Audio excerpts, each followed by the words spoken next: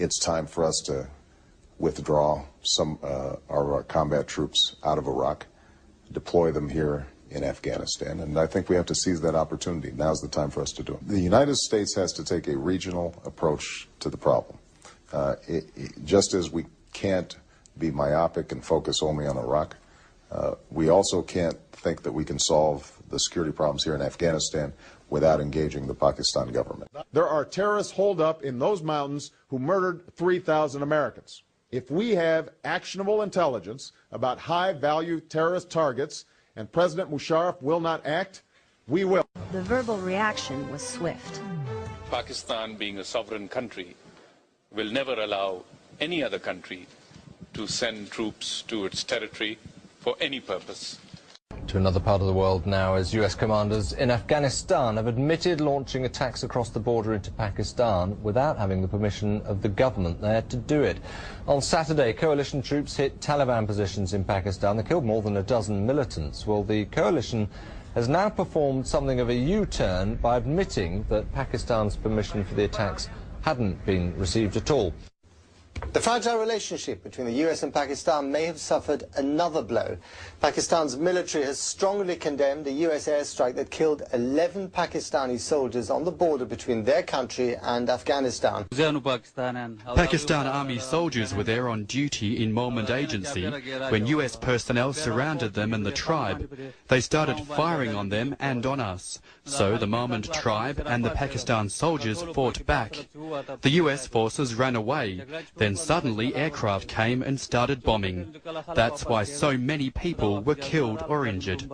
But would you consider unilateral US action? You know, I will push Pakistan very hard to make sure that we go after those training camps. But I don't think there's any doubt that that should be our policy, and will continue to be our policy. But it is the current policy. I believe it is the current policy. So there's no change then? I don't think there's going to be a change there. The national intelligence estimates this week indicated that we are less safe. Al-Qaeda has regrouped. They are stronger than ever before. Let me tell you something. As President of the United States, I will spend all my days thinking about how to keep you safe. But part of how I'm going to do that is making sure that we're fighting on the right battlefields instead of the wrong battlefields. We cannot continue to rely only on our military in order to achieve the national security objectives that we've set. We've got to have a civilian national security force that's just as powerful, just as strong, just as well funded. No, I've always, you know, a dictatorship would be a heck of a lot easier. There's no question about it. And for the last 7 years, the administration has failed to face the biggest forces shaping this century. The emergence of Russia, China, and India as great powers.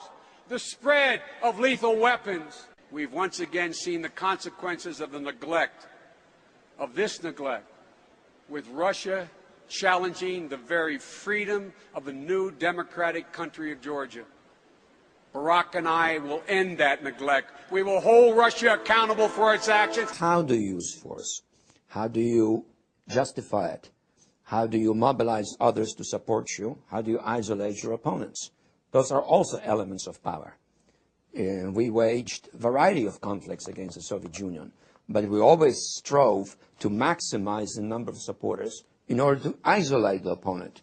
I'm very much for the use of power. I think Obama is clearly more effective and has the upper hand.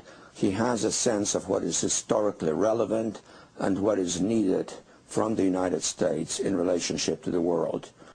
To Dr. Brzezinski, he has proven to be an outstanding friend and somebody who I've learned an immense amount from, and for him to support me in this campaign and then be willing to come out here to Iowa is a testimony to his generosity. So if everybody could please give Dr. Brzezinski another round of applause.